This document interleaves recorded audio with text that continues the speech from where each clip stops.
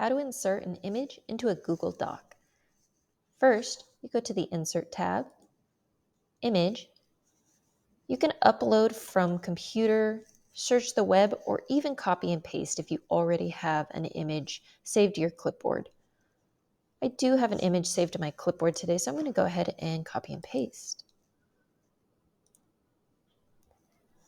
Now, you may want to adjust the image by clicking on it. If you decide that you have too much border and you would like to crop the image, you can click this button here to crop by adjusting the black bars.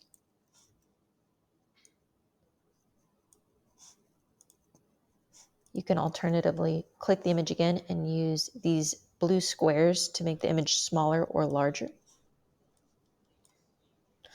These buttons down here wrap your text either around the image or on top and below the image or in front of or behind the image. I like to choose in front of text or behind text. And then I like to click this button here. You can have your image move around in line with your text, or you can even do fixed position on the page. This gives you total freedom to move the image anywhere you want on the document. I do have a bit of transparency here so you can see the words behind it.